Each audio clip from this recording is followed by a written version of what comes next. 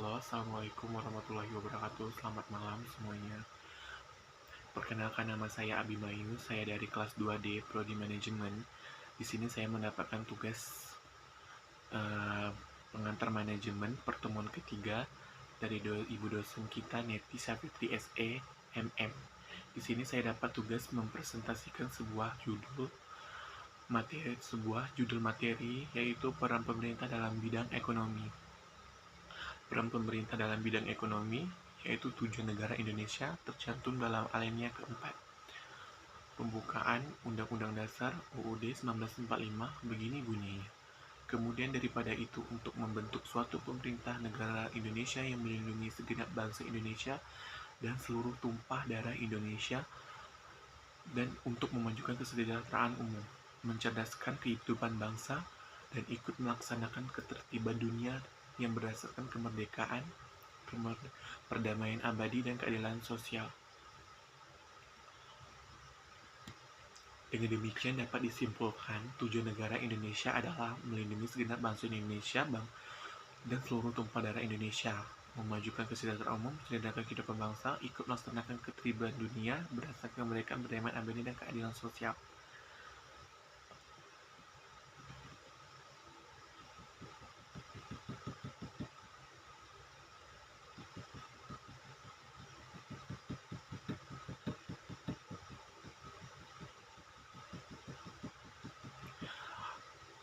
Setelah itu, melansir tulisan negara hukum Indonesia ditinjau dari teori tujuan negara dalam Jurnal Hukum dan Pembangunan karya Maleha Sumarsono. Berikut ini penjelasan setiap tujuan negara Indonesia.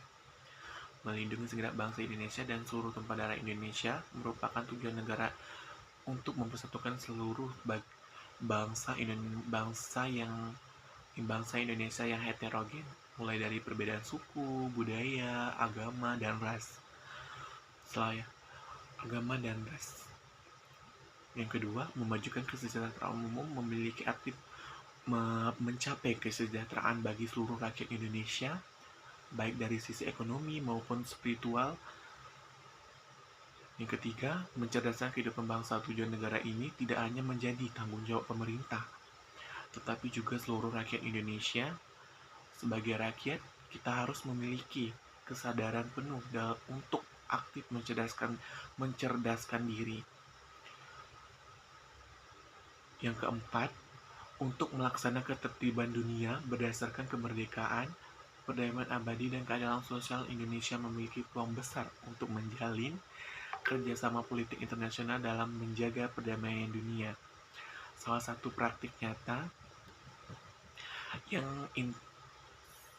yang dilakukan oleh Indonesia adalah bergabung dengan anggota Perserikatan Bangsa-Bangsa, yaitu PBB, dan Dewan HAM.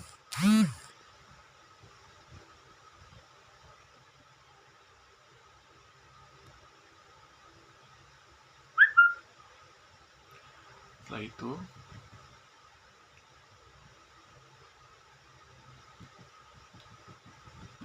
di sini kegiatan perekonomian di masyarakat akan selalu melibatkan pelaku ekonomi. Secara umum, ada 4 pelaku ekonomi yang perannya menjadi objek kajian dalam ilmu ekonomi. Daftar 4 pelaku ekonomi itu adalah: 1. Yang pertama, rumah tangga konsumsi. Yang kedua, rumah tangga produksi. Yang ketiga, rumah tangga pemerintah. Dan yang keempat, rumah tangga luar negeri. Peran dan fungsi pemerintah di bidang ekonomi, yaitu dalam upaya peningkatan kehidupan ekonomi individu dan anggota masyarakat, tidak hanya tergantung pada peranan pasar melalui sektor swasta. Peran pemerintah dan mekanisme pasar, interaksi pemerintah dan penawaran pasar merupakan hal yang bersifat komplementer, berarti bukan substitusi dengan pelaku ekonomi lainnya.